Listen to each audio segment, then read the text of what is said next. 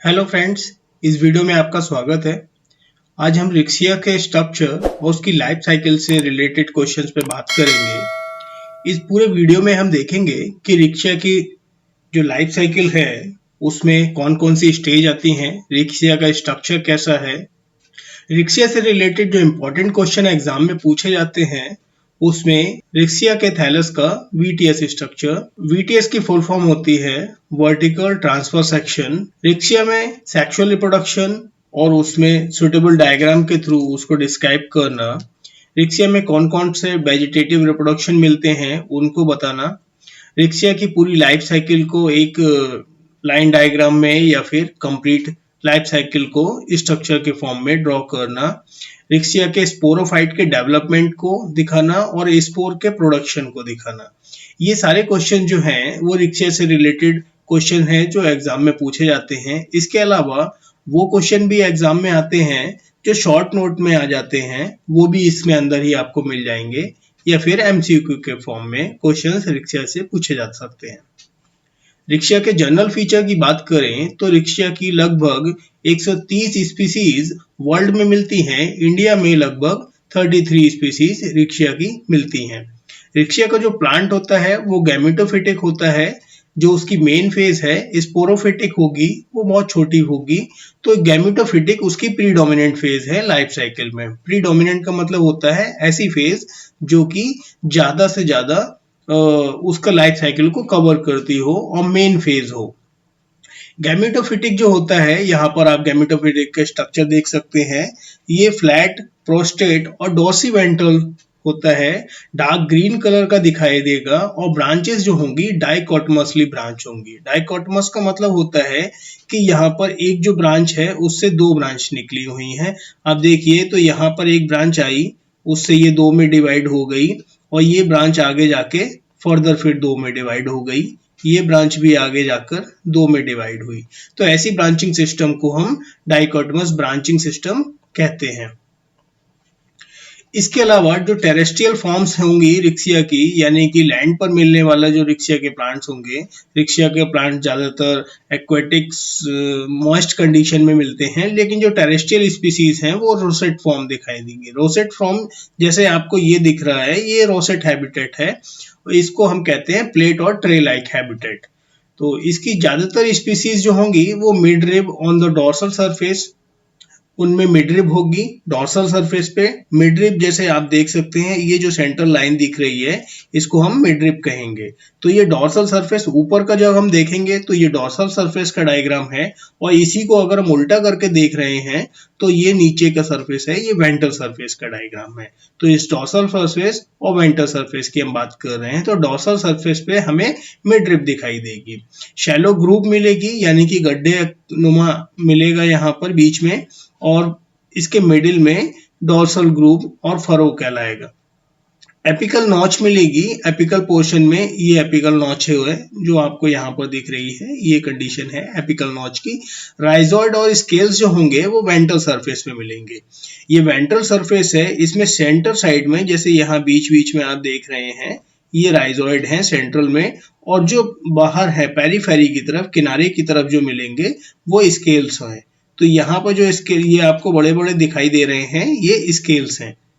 Rhizoid दो type के होंगे, स्मूथ वॉल वाले होंगे और ट्यूबरकुलेटेड होंगे। स्मूथ वॉल वाले जो होंगे, यहाँ पर राइजॉइड का स्ट्रक्चर है, आप देख सकते हैं स्मूथ वॉल्ड राइजॉइड यहाँ पर है। स्मूथ वॉल वाले ये हैं, इसमें ये अंदर की वॉल है और ये बाहर की वॉल है। इसको मैं जूम करके दिखाता हूँ आपको। ये अंदर की वॉल है और ये बाहर की वॉल है, ये अंदर की साइड की। दोनों ही स्मूथ हैं, दोनों में कोई भी डिफरेंस नहीं है। लेकिन यहाँ ट्यूबरकुलेटेड जो होंगे वो उनकी इनर वॉल होगी वो प्लेट लाइक इन ग्रोथ होगी। तो ये ट्यूबरकुलेटेड वाला राइजॉइड है, इसकी जो इनर ग्रोथ है अंदर साइड वाली है, ये प्लेट लाइक फॉर्म बनाता है, बीच बीच में प्लेट फॉर्मेशन करता है। स्केल जो होंगे वो मल्टी सेल्यूलर होंगे। यहाँ पे स्केल का डायग्राम आप देख रहे हैं, स्केल है जो मल्टी सेल्यूलर है, इसमें बहुत सारी सेल्स हैं और ये 1 सेल थिकनेस होगा। मोटाई एक सेल जितनी होगी, लेकिन होंगे ये मल्टी सेल्यूलर। एंथोसाइनिन मिलता है, पिंक वायलेट कलर का ये दिखाई देगा, और इसमें ये इसलिए दिखाई देगा क्योंकि इसमें एंथोसाइनिन प्रेजेंट होता है। इसका जो साइज होता है वो अलग अलग हैबिटेट के अकॉर्डिंग होता है, यानी कि वो किस कंडीशन में ग्रो कर रहा है उस पर डिपेंड करेगा कि उसका साइज कैसा होगा। अगर हम रिक्सिया के इंटरनल स्ट्रक्चर की बात करें तो फोटोसिंथेटिक और स्टोरेज रीजन में इंटरनल स्ट्रक्चर उसका डिवाइडेड रहता है, जैसा कि आप यहाँ पे डायग्राम में देख सकते हैं। अगर इस डायग्राम का जो वीटीएस का थैलस का जो मैंने आपको क्वेश्चन बताया था उसका डायग्रामेटिकल रिप्रेजेंटेशन ये है और उसका सेलुलर रिप्रेजेंटेशन ये है। अगर आप डायग्रामेटिकल रिप्रेजेंटेशन को देखेंगे तो आपको पूरा सेलुलर रिप्रेजेंटेशन समझ में आ जाएगा। डायग्रामेटिकल को अगर हम देखते हैं तो इसमें हम देखें नीचे का रीजन जो है स्टोरेज रीजन कहला रहा है और ऊपर का जो रीजन है वो फोटोसिंथेटिक रीजन है।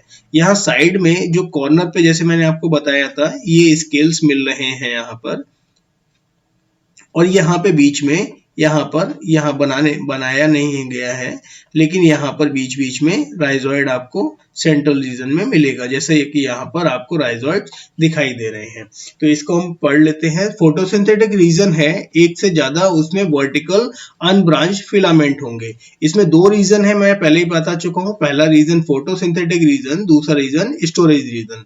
तो हम फोटोसिंथेटिक रीजन की बात करते हैं तो उसमें अनब्रांच फिलामेंट होंगे। जो फिलामेंट्स होंगे ये बहुत सारे फिलामेंट्स दिखाई दे रहे हैं, ये फिलामेंट्स अभी अनब्रांच होंगे।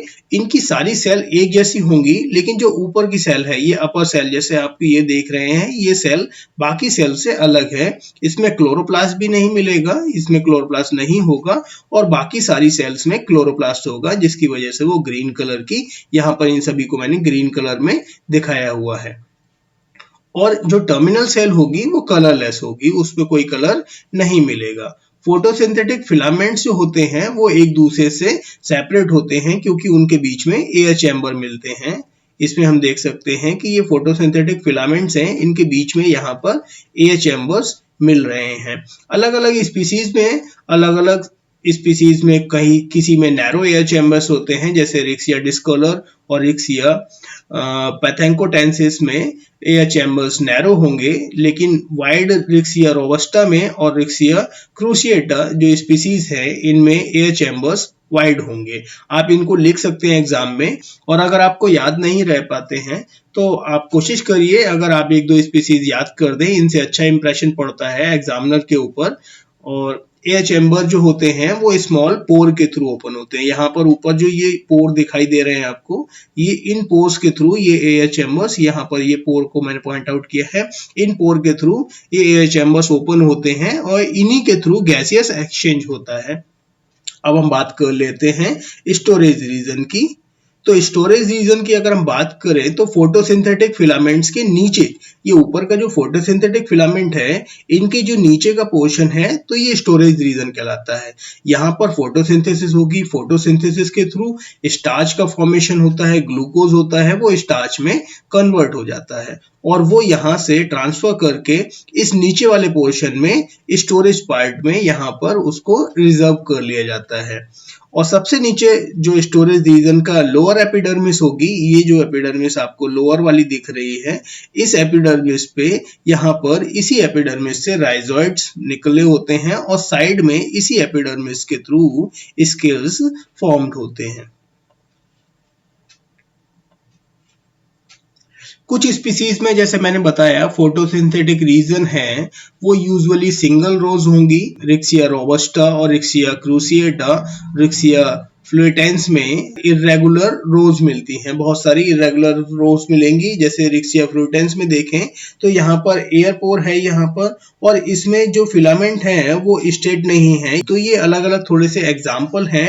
एयर चैम्बर्स होंगे एक्वेटिक फॉर्म्स में कंप्लीटली क्लोज होगा। अगर रिक्सिया की फ्लुइटेंस एक्वेटिक, जैसे एक्वेटिक स्पीसीज है तो जैसे आपको पता है कि वो पानी में मिलेगी, अगर पानी में होगी तो उसपे एयर चैम्बर्स जो एयर पोर होंगे, जैसे यहाँ पर आप जो एयर पोर देख रहे हैं, ये जो एयर पोर है तो ये एयर पोर लॉक्ड होंगे। जो स्पीसीज एक्वेटिक होंगी उनमें एयर पोर लॉक इसलिए होंगे ताकि उनमें वाटर का अंदर मूवमेंट ना हो, पानी अंदर ना जाए और वो सड़ने से बची रहे। लेकिन जो टेरेस्ट्रियल स्पीसीज होती हैं उनमें ये एक एयर पोर के थ्रू जो एयर कैविटी है, एयर चैम्बर्स हैं, वो ओपन रहते हैं। वेजिटेटिव रिप्रोडक्शन की अगर हम बात करें तो death and decay of the older part of the thallus, thallus का कोई पुराना पार्ट जो वहां से टूट गया है या बीच में डेथ हो गई है उसकी, वहां से डिके कर गया है, तो वहां से वो पार्ट सेपरेट होके एक नया थैलस का फॉर्मेशन कर सकता है बाय एडवेंटिशियस ब्रांचेस, और साइड में अगर कोई एक्स्ट्रा ब्रांचेस निकलती हैं उनके थ्रू भी नया वेजिटेटिव रिप्रोडक्शन हो सकता है। थैलस जो है ड्रॉट की कंडीशन में जब सूखा पड़ता है तो थैलस बीच बीच में से जहां जहां पे थैलस कमजोर होता है वहां से थैलस टूट जाता है और बाकी उस नए पार्ट में से एक नया थैलस, नया प्लांट ग्रो कर जाता है जब कंडीशन फेवरेबल होती है। ट्यूबर्स के फॉर्मेशन में जैसे यहाँ पर एक स्पीसीज है रिक्सिया डिस्कलर, तो रिक्सिया डिस्कलर यहाँ पे आप देख रहे हैं इसमें ऊपर ट्यूबर्स का फॉर्मेशन भी होता है। तो ऐसे ही कई सारी स्पीसीज हैं जिसमें ट्यूबर्स जैसे रिक्सिया बल्बीफेरा, रिक्सिया पेरेनेस और रिक्सिया वेसिकैटी, इनमें भी ट्यूबर्स का फॉर्मेशन होता है। इसके अलावा रिक्सिया ग्लैविका में जो एपाइसिस हैं राइजोइड्स के वो डिवाइड हो जाते हैं, सेपरेट हो जाते हैं और एक सेलुलर मास का फॉर्मेशन करते हैं जिससे कि एक नया थैलस ग्रो कर जाता है जो कि एक वेजिटेटिव रिप्रोडक्शन का एक नेक्स्ट टाइप है। सेक्सुअल रिप्रोडक्शन की बात अगर हम करें तो सेक्सुअल रिप्रोडक्शन में जो मेल रिप्रोडक्शन ऑर्गन होता है उसको हम एंथ्रीडिया कहेंगे और फीमेल वाले को अगर हम यहाँ पर देखते हैं तो यहाँ पर हम आर्किगोनिया कहेंगे। जैसा कि एल्गी में आपने देखा, एल्गी में मेल वाले को तो एंथ्रीडिया कहते हैं लेकिन फीमेल वाले को ऊगोनिया कहते हैं, लेकिन यहाँ पर फीमेल रिप्रोडक्टिव ऑर्गन को हम आर्किगोनिया कहेंगे। ये बात ध्यान देने वाली है। रिक्सिया की स्पीसीज होमोथैलिक भी होती है और मोनोशियस भी कहलाती है। होमोथैलिक का मतलब होता है, होमो का मतलब सेम, थैलस का मतलब प्लांट जो है थैलॉइड बॉडी है, मोनोशियस एक ही प्लांट पर मेल और फीमेल जब दोनों ही मिलते हैं, मेल सेक्स और फीमेल सेक्स दोनों ही, यानी कि एंथ्रीडिया भी एक ही प्लांट पर मिलेगा और ऊगोनिया भी सेम प्लांट पर, उसी प्लांट पर मिलेगा, तो ऐसी स्पीसीज को हम होमोथैलिक या मोनोशियस स्पीसीज कहते हैं। हेट्रोसियस स्पीसीज वो स्पीसीज हैं जहां पर मेल और फीमेल प्लांट दोनों ही अलग अलग होते हैं। मैच्योर थैलस में सेक्स ऑर्गन डेवलप कर जाते हैं जो कि एक्रोपीटल मैनर में होते हैं। एक्रोपीटल मैनर में आपको बता दूं कि जैसे सपोज एक ये थैलस है, थैलस को ड्रॉ कर लेते हैं, ये थैलस है और यहाँ से ग्रो करना हुआ तो यहाँ से एक्रोपीटल मैनर में, यानी कि जो ओल्डर वाला है वो सबसे नीचे ग्रो करेगा, ये सबसे ओल्डर है, ओल्ड है और ये न्यू है, तो न्यू वाला जो होगा वो सबसे ऊपर रहेगा और सबसे ओल्ड वाला सबसे नीचे रहेगा। तो इस मैनर में जब इसकी ग्रोथ होगी तो इसको हम एक्रोपीटल मैनर कहेंगे। अब हम एंथ्रीडिया के डेवलपमेंट की बात करते हैं तो एंथ्रीडियम का डेवलपमेंट सेल में ऊपर एक सेल होती है जो अलग होगी जिसको हम कहेंगे एंथ्रीडियल इनिशियल। कोई भी सेल एंथ्रीडियल इनिशियल की तरह फंक्शन करने लगती है। इस सेल में डिवीजन होगा, यहाँ पर डिवीजन होगा और दो सेल बनेंगी, एक आउटर सेल और एक इनर सेल। इनर सेल को हम बेसल सेल कहेंगे क्योंकि यहाँ वो एंथ्रीडिया की ब्रेसल सेल कहलाएगी। जो आउटर सेल है उसमें फिर डिवीजन होगा, बेसल सेल में डिवीजन नहीं होगा और आउटर सेल से प्राइमरी एंथ्रीडियल इनिशियल सबसे ऊपर बनेगी और फिर नीचे की जो सेल होंगी उनको हम स्टॉक कहेंगे। फर्दर इसमें डिवीजन होता रहेगा, स्टॉक सेल में डिवीजन नहीं होगा और ऊपर की जो सेल होंगी प्राइमरी एंथ्रीडियल सेल वो फर्दर डिवाइड करके एक एंथ्रीडियल सेल्स का फॉर्मेशन करेंगी जो कि बाद में एंड्रोगोनियल सेल और जैकेट सेल का फॉर्मेशन करती हैं। इसमें डिवीजन होगा, डिवीजन कैसा होगा, इसमें प्राइमरी एंड्रोगोनियल सेल बनेंगी और प्राइमरी जैकेट सेल बनेंगी। बाहर की सेल्स को हम जैकेट सेल कहेंगे और अंदर की सेल्स को हम एंड्रोगोनियल सेल कहेंगे। एंड्रोगोनियल सेल्स में फर्दर डिवीजन होगा और जैकेट सेल में भी डिवीजन होगा, जिससे कि कई सारी जैकेट सेल बन जाएंगी, लेकिन जैकेट सेल एक सिंगल लेयर में रहेंगी और ये बाहर से इसको कवर करेंगी। जैसे कि नाम है उसका जैकेट सेल, तो जैकेट एक बाहर जैकेट की तरह प्रोवाइडेड होगा। ये जो है सेल्स, ये आपको दिख रही हैं जो मैंने अलग कलर से बनाया है, ये सभी जैकेट सेल्स हैं। और अंदर की सेल्स एंड्रोगोनियल सेल्स हैं। एंड्रोगोनियल सेल्स बाद में एंड्रोसाइट मदर सेल की तरह बिहेव करेंगी और इन्हीं एंड्रोसाइट मदर सेल से एंड्रोसाइट सेल का फॉर्मेशन होगा, जिससे एंथ्रोजॉइड का फॉर्मेशन होगा। ये एंथ्रोजॉइड का स्ट्रक्चर है। एंथ्रोजॉइड यहाँ पर बाइफ्लैजिलेट स्ट्रक्चर होता है। आर्किगोनिया की डेवलपमेंट की बात करें तो सेम टाइप का ही डेवलपमेंट आप समझ सकते हैं। आर्किगोनियल इनिशियल, एक सेल आर्किगोनियल इनिशियल का फंक्शन करेगी, उसमें एक आउटर सेल और एक इनर सेल में डिवाइड हो जाएगी। Inner cell as it is रहेगी, आउटर सेल में पेरिफेरल सेल का फॉर्मेशन होता है। प्राइमरी एक्सियल सेल बनेगी और साइड वाली दोनों सेल पेरिफेरल सेल कहलाएंगी। एक्सियल सेल में फिर डिवीजन होगा, प्राइमरी कवर सेल बनेगी और नीचे वाली सेल सेंट्रल सेल बनेगी। तो एक्सियल सेल में ऊपर यहाँ पे डिवीजन ऐसे हो रहा है, एक ये ऊपर की सेल है प्राइमरी कवर सेल बन रही है, नीचे की सेल सेंट्रल सेल बन रही है।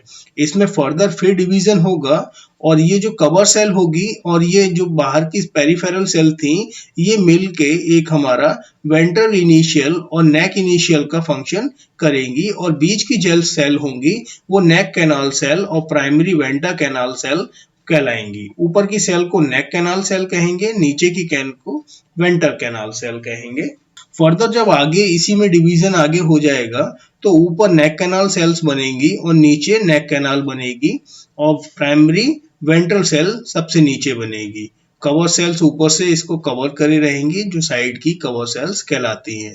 ये जो ग्रीन ग्रीन सेल्स दिख रही हैं, ये वही फिलामेंटस स्ट्रक्चर है फोटोसिंथेटिक फिलामेंट से। फाइनली जब हम आर्किगोनिया का डेवलपमेंट की फाइनल स्टेज को देखेंगे तो आर्किगोनिया में बाहर से कवर सेल्स होंगी, इसमें नेक कैनाल सेल्स मिलेंगी और नेक कैनाल सेल मिलेगी, नीचे एक वेंट्रल कैनाल सेल मिलेगी और फाइनली सबसे नीचे एक्स सेल मिलेगी। फर्टिलाइजेशन की अगर हम बात करें तो फर्टिलाइजेशन के लिए वाटर का रिक्वायरमेंट बहुत जरूरी है, इसीलिए ब्रायोफाइट्स को amphibia of the plant kingdom कहते हैं। जैसे कि एम्फीबिया होते हैं लैंड और वाटर दोनों पर सरवाइव करते हैं, तो उनके लिए दोनों ही कंडीशन बहुत जरूरी है। ऐसे ही सेम ब्रायोफाइट की कंडीशन में भी है कि उसका फर्टिलाइजेशन वाटर में ही होता है, इसीलिए उसको वाटर का रिक्वायरमेंट बहुत ज्यादा जरूरी है। एंथ्रोजॉइड होंगे, उनका एंथ्रीडियम से लिबरेशन हो जाएगा, वो वहां से निकल आएंगे और ये एंथ्रोजॉइड हैं, ये इसमें से निकलकर यहाँ आ जाएंगे। और यहाँ पे आने के बाद में आर्किगोनिया है, उसकी कवर सेल सेपरेट हो जाएगी और वहां से म्यूसिलेज सब्सटेंस यहाँ पे रिलीज हो जाएगा यहाँ पर, और वो म्यूसिलेज सब्सटेंस इसको अट्रैक्ट करेगा और अट्रैक्ट करने के बाद में इम्बिबिशन फोर्स के थ्रू ये जो एंथ्रोसाइट है ये इसमें अंदर की तरफ मूव कर जाएगा। एंथ्रोजॉइड स्विम कर जाते हैं और उसके आर्किगोनिया की तरफ पहुंचते हैं और उसमें म्यूसिलेज से अट्रैक्ट होकर और एंथ्रोजॉइड उसमें अंदर पहुंच जाते हैं। एंथ्रोजॉइड मेल गैमीट है और एग सेल फीमेल गैमीट का फंक्शन कर रहा है। इन दोनों के फर्टिलाइजेशन के आफ्टर जाइगोट का फॉर्मेशन होगा। जाइगोट को यहाँ पर oospore भी कहते हैं। जाइगोट जो होगा वो आर्किगोनिया में ही रहेगा।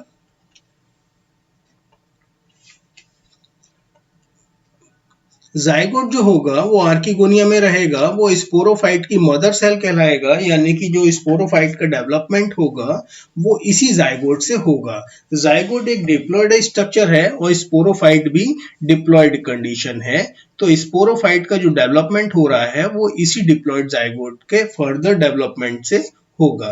जाइगोट क्या करेगा, एक वॉल सीक्रेशन करेगा, वो 4 सेल में डिवाइड हो जाएगा जिसको क्वाड्रेंट कहेंगे और फिर वो क्वाड्रेंट 8 सेल में ऑक्टेंट बना लेगा। ये जाइगोट है, इसमें डिवीजन हो रहा है, ये 4 सेल का क्वाड्रेंट बन गया, फिर उसके बाद में 8 सेल वाला स्ट्रक्चर बनेगा और उसके बाद में फर्दर डिवीजन होता रहेगा। अब जो इम्पोर्टेंट यहाँ पर टर्म है वो क्या है, जो सुपरफिशियल सेल होंगी उनमें पेरिक्लाइनल डिवीजन होगा, आउटर एम्फीथीसियम बनेगा और सेंट्रल एंडोथीसियम बनेगा। यानी कि जो बाहर का पार्ट होगा उसको हम कहेंगे एम्फीथीसियम, ये जो बाहर का पार्ट आपको दिख रहा है उसको एम्फीथीसियम कह रहे हैं, अंदर का पार्ट जो है वो एंडोथीसियम है। एम्फीथीसियम एंटीक्लाइनल डिवीजन करेगा और स्टेराइल जैकेट का फॉर्मेशन कर देगा, और एंडोथीसियम क्या है, आर्केस्पोरियम की तरह बिहेव करेगा। आर्केस्पोरियम जो होगा वो स्पोरोजिनस सेल्स का फॉर्मेशन करेगा और स्पोरोजिनस सेल्स से स्पोर मदर सेल्स का फंक्शन होगा। स्पोर मदर सेल्स जो होंगी वो स्पोरोजिनस सेल ही होती हैं जो बाद में स्पोर मदर सेल की तरह फंक्शन करने लगती हैं। स्पोर मदर सेल्स में फर्दर मियोसिस होगा। मियोसिस के बाद में यहाँ पर जैसा कि आपको पता है, मियोसिस के बाद में क्रोमोसोम की नंबर, जैसे यहाँ पर स्पोर मदर सेल में क्रोमोसोम का नंबर 2n रहेगा, तो जो स्पोर टेट्राड है, जो स्पोर्स बनेंगे उनमें क्रोमोसोम का नंबर n नंबर रह जाएगा, यानी कि ये हैप्लॉइड हो जाएगा। इसको अगर हम डिटेल में देखें तो ये आउटर का एम्फीथीसियम कहला रहा है और अंदर का जो है वो एंडोथीसियम, ये अंदर का एंडोथीसियम है, ये एम्फीथीसियम का स्ट्रक्चर है। एंडोथीसियम की जो सेल्स हैं स्पोरोजिनस सेल्स कहलाएंगी और ये स्पोर मदर सेल की तरह फंक्शन करने लगेंगी। इनमें फर्दर जब मियोसिस होगा तो मियोसिस के बाद एक सेल से 4 सेल का फॉर्मेशन होता है और ये 4 सेल स्पोर टेट्राड बनाएंगे। ये चारों सेल एक साथ में जुड़ी रहेंगी। यहाँ पर आपको 3 ही सेल दिख रही हैं, एक सेल इनके पीछे होती है, क्योंकि ये 2D स्ट्रक्चर है इसलिए यहाँ पर ऐसा ही दिखाया जाता है। तो यहाँ पर जो स्पोर टेट्राड बनेगा वो स्पोर टेट्राड आगे फर्दर स्पोर का डेवलपमेंट करेगा। स्पोरोफाइट की अगर हम बात करें तो मैच्योर स्पोरोफाइट स्पोर सैक और कैप्सूल ही मिलता है इसमें। नॉर्मली स्पोर में क्या होता है, स्पोर अगर आप किसी दूसरे प्लांट का स्पोरोफाइट देखेंगे ब्रायोफाइट में तो उसमें फुट, सीटा एंड कैप्सूल 3 पार्ट में डिवाइडेड रहता है, लेकिन यहाँ पर सिर्फ स्पोर सैक और कैप्सूल ही मिलेगा, इसमें फुट और सीटा नहीं मिलता है। स्पोरोफाइट का यहाँ पे एक इम्पॉर्टेंट फीचर है कि रिक्सिया के स्पोरोफाइट में फुट और सीटा नहीं मिलता है। स्पोरोफाइट जो होता है वो गैमेटोफाइट में ही एम्बेडेड होता है, यानी कि गैमेटोफाइट के ऊपर ही स्पोरोफाइट मिलेगा। तो स्पोरोफाइट अलग से नहीं होता है, इसीलिए हम स्पोरोफाइट को डोमिनेंट नहीं कह रहे हैं। कैप्सूल होगा वो 2 लेयर्ड होगा, प्रोटेक्टेड होगा कॉलेप्ट्रा से। तो जो कैप्सूल है अंदर, ये आप अंदर का स्ट्रक्चर कैप्सूल देख रहे हैं, बाहर का जो स्ट्रक्चर दिख रहा है, ये लाइंस दिख रही है डायग्राम, ये कैलेप्ट्रा का स्ट्रक्चर है। कैप्सूल बॉल डिजेनरेट हो जाती है जब स्पोर मदर सेल का फॉर्मेशन होता है और मैच्योर स्पोरोफाइट में स्पोर टेट्राइड होते हैं जो एक सेंट्रल कैविटी में मिलते हैं और कैलेप्ट्रा सिंगल लेयर का बचा रहेगा। यानी कि जब तक स्पोर टेट्राइड का फॉर्मेशन होगा तब तक कैप्सूल की जो वॉल होगी वो डिजेनरेट हो चुकी होगी और जो स्पोर होगा, नए जो स्पोर्स बनेंगे वो सिर्फ कैलेप्ट्रा के थ्रू प्रोटेक्टेड रहेंगे।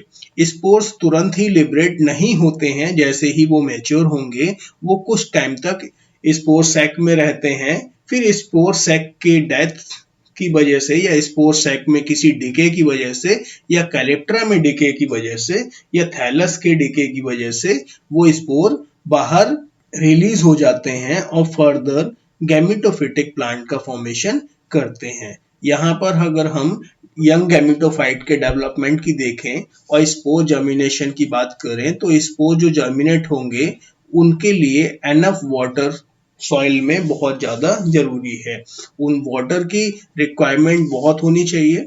एक्सोस्पोरियम और मेसोस्पोरियम जो होता है, स्पोर में क्या होता है, बाहर की जो लेयर होगी उसको एक्सोस्पोरियम कहेंगे और अंदर की जो सेल लेयर होगी उसको एंडोस्पोरियम कहेंगे।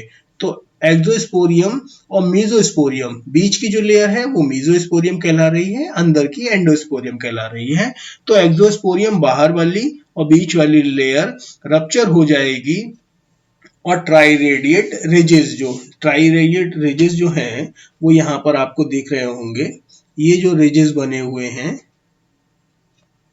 यहाँ से वो रप्चर हो जाती है और एंडोस्पोरियम है वो ट्यूबुलर फॉर्म में बाहर निकल आता है जिसको हम जर्म ट्यूब कहते हैं।